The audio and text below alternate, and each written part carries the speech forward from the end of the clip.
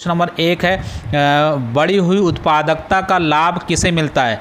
तो किसे मिलता है, तो क्वेश्चन नंबर 1 का सही आंसर ऑप्शन डी है। देखिए, जब प्रोडक्टिविटी बढ़ती है तो गवर्नमेंट को भी उसका लाभ मिलता है, क्योंकि गवर्नमेंट टैक्स लेती है, तो ज़्यादा प्रोडक्ट होंगे तो ज़्यादा टैक्स होगा। कस्टमर वर्कर को भी मिलता है, बिजनेस को भी मिलता है, इसलिए ऑप्शन जो डी है ऑल ऑफ अबव, उपरोक्त सभी, ये आंसर सही है।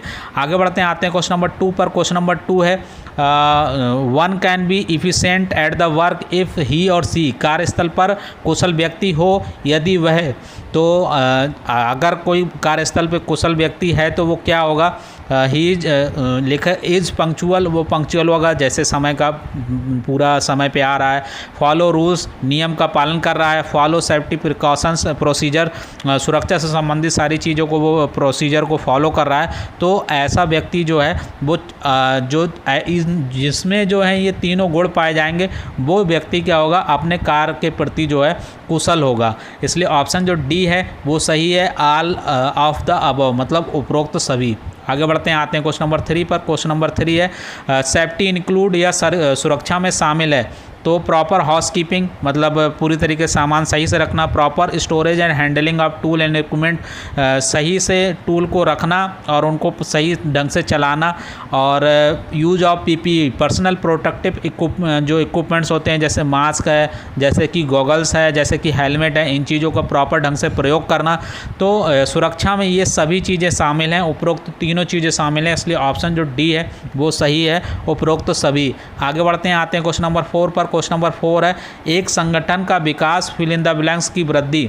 Growth of organisation is growth of, जब हम किसी ऑर्गेनाइजेशन का ग्रोथ होता है तो किसका ग्रोथ होता है, इकोनॉमी का भी ग्रोथ होता है। ऑप्शन जो ए है वो सही है। आगे बढ़ते हैं, आते हैं क्वेश्चन नंबर 5 पर। क्वेश्चन नंबर 5 है कि किसी देश की आर्थिक वृद्धि फिल इन द ब्लैंक्स होती है। The economic growth of a country is fill in the blanks. Question number 5 का सही आंसर ऑप्शन बी है, increase in the production of good and service. वस्तुओं और सेवाओं के उत्पादन में वृद्धि से ही जो कंट्री की इकोनॉमी है वो बढ़ती है। किसी भी देश की आर्थिक वृद्धि तभी होती है जब वस्तुओं और सेवाओं का उत्पादन में वृद्धि होती है। ऑप्शन जो बी है वो सही है 5 का। आगे बढ़ते हैं, आते हैं क्वेश्चन नंबर 6 पर। क्वेश्चन नंबर 6 है फिल इन द ब्लैंक्स के साथ कार्य अधिक कुशलता से होता है। Work become more efficient with. तो क्वेश्चन नंबर 6 का सही आंसर, आप लोग ऑप्शन पढ़ ले रहे हैं, यहाँ पर मैं आपको बता देता हूँ, सही आंसर जो है वो टीम वर्क एंड कोलैबोरेशन है। जब आप टीम वर्क और कोलैबोरेशन करते हैं तो आपका जो कार्य है वो और कुशल यानी कि और इफिशिएंट हो जाता है। इसलिए क्वेश्चन नंबर 6 का सही आंसर ऑप्शन सी है। आगे बढ़ते हैं, आते हैं क्वेश्चन नंबर 7 पर। क्वेश्चन नंबर 7 बहुत अच्छा क्वेश्चन है और सीबीटी एग्जाम में आ भी चुका है।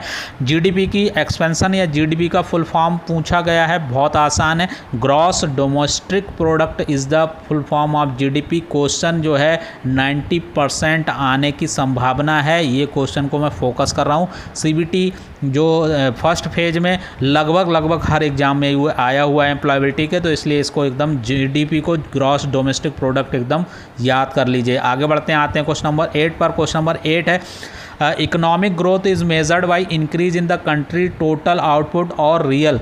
आर्थिक विकास को देश की कुल उत्पादकता या वास्तविक फिल इन द ब्लैंक्स में वृद्धि से मापा जाता है। तो क्वेश्चन नंबर 8 का सही आंसर ऑप्शन बी है, ग्रॉस डोमेस्टिक प्रोडक्ट जीडीपी से मापा जाता है।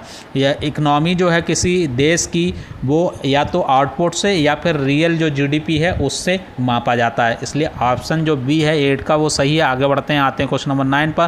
क्वेश्चन नंबर 9 है कि the process of transforming our self for better physical social and instructional state is called.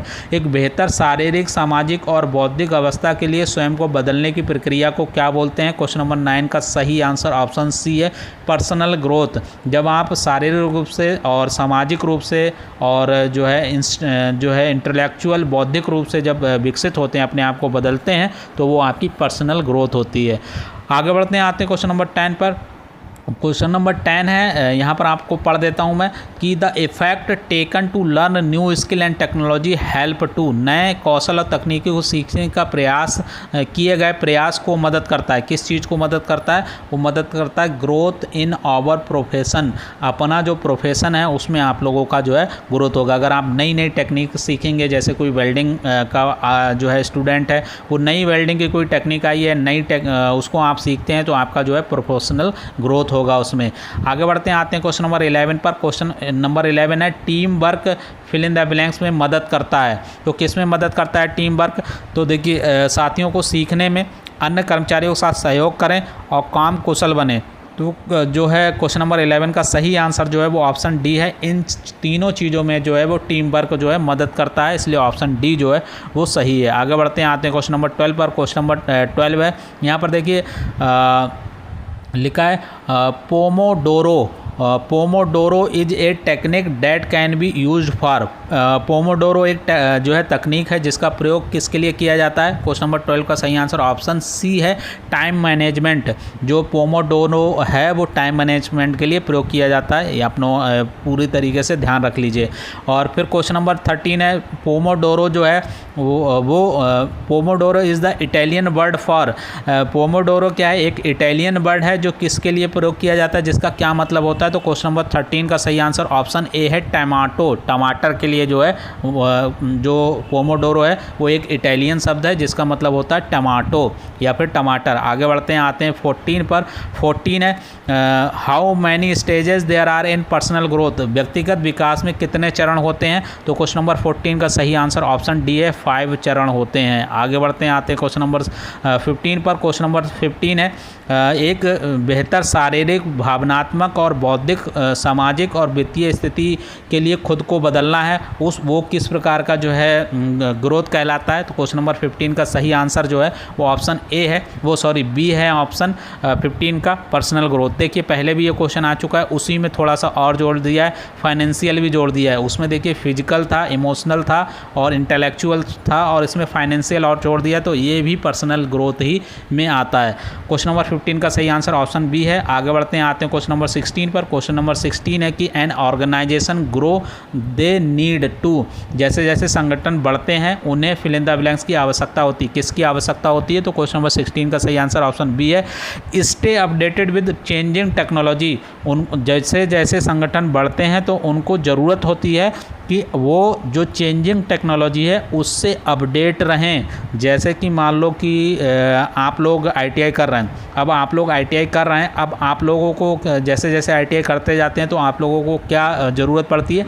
आपको जितनी भी अपडेट आती हैं कि जैसे कि पैटर्न पहले एग्ज़ाम का कुछ और होता था, अब कुछ और हो गया, तो ऐसी अपडेट से आप लोगों को अपडेट रहना पड़ेगा। सेम काम जो है ऑर्गेनाइजेशन को भी करना है, क्योंकि वो टेक्नोलॉजी सामान बनाते हैं तो वहाँ पर उनको टेक्नोलॉजी लगती है, तो टेक्नोलॉजी से उनको अपडेट करना पड़ता है। आगे बढ़ते हैं, आते हैं क्वेश्चन नंबर 17 पर। क्वेश्चन नंबर 17 है, as technology changes organisation need to. जैसे जैसे तकनीकी बदलती है संगठन को क्या करना चाहिए? संगठन को 17 का सही आंसर है ऑप्शन डी सही है, बाई हाई एंडेड मशीनरी। जैसे जैसे तकनीकी बदलती है तो उनको जो है हाई जो टेक्नोलॉजी मशीन है उनको ख़रीदना चाहिए, और ट्रेन एम्प्लॉई जो है प्रोडक्टिकली, मतलब अपने जो एम्प्लॉई हैं उनको भी नई तकनीकी के अनुसार जो है ट्रेनिंग कराना चाहिए। कंडक्ट सेफ्टी ट्रेनिंग पर, और जो सुरक्षा संबंधी जो ट्रेनिंग है उनको भी अपने एम्प्लॉई को या कर्मचारी को कराते रहना चाहिए। इसलिए ऑप्शन जो डी है वो सही ऑप्शन है। आगे बढ़ते हैं, आते हैं क्वेश्चन नंबर 18 पर। क्वेश्चन नंबर 18 है, इनमें से कौन सा अच्छा पीपल मैनेजमेंट नहीं है?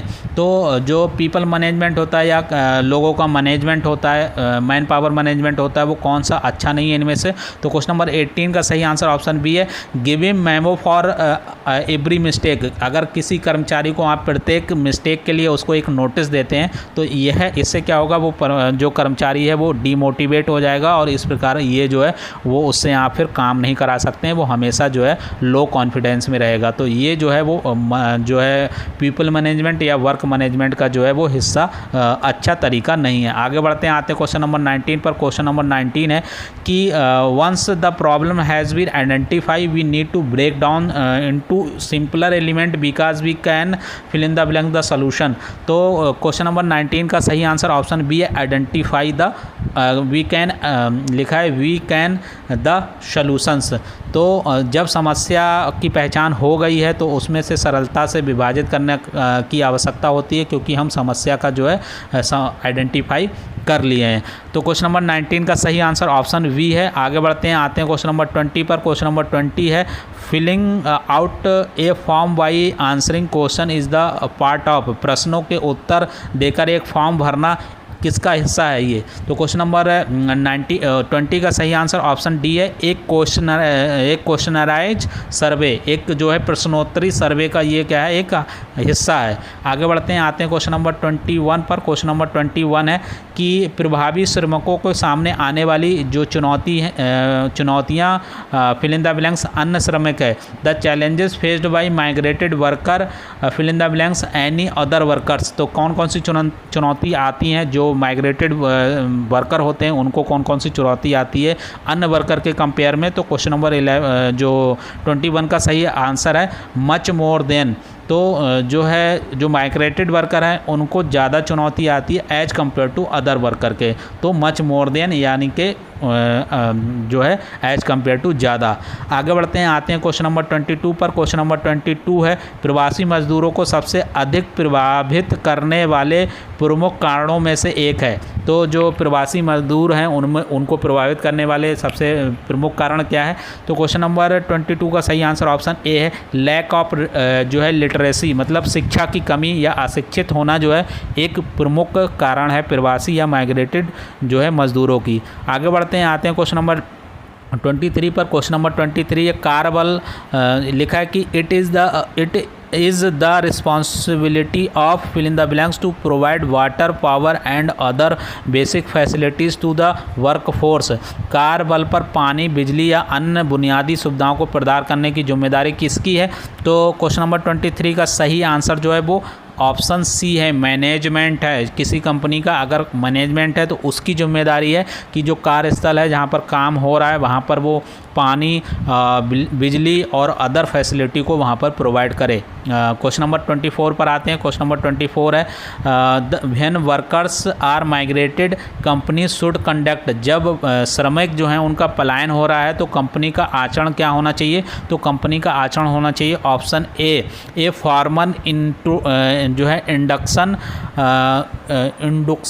जो है प्रोग्राम, एक फॉर्मल जो है इंट्रोडक्शन जो है प्रोग्राम या इंडक्शन प्रोग्राम, आपस में बातचीत जो है जो जब आपके श्रमिक हैं उनका पलायन हो रहा है तो आपको जो है एक आपसी बातचीत करना चाहिए, एक ऐसा प्रोग्राम रखना चाहिए जिसमें आप वर्कर से बातचीत कर सके कि आपको क्या दिक्कत है, क्यों आप लोग यहाँ से कंपनी से जो है छोड़ के नौकरी जा रहे हैं। तो ये एक फॉर्मल इंडक्शन प्रोग्राम रखना चाहिए कंपनी को। आगे बढ़ते हैं, आते हैं क्वेश्चन नंबर 25 पर। क्वेश्चन नंबर 25 है, fill in the blanks is helpful for collecting people feedback and understanding them. कर्मचारियों की प्रतिक्रिया को एकत्र करने और उन्हें समझने में सहायक है। क्या चीज़ सहायक होता है?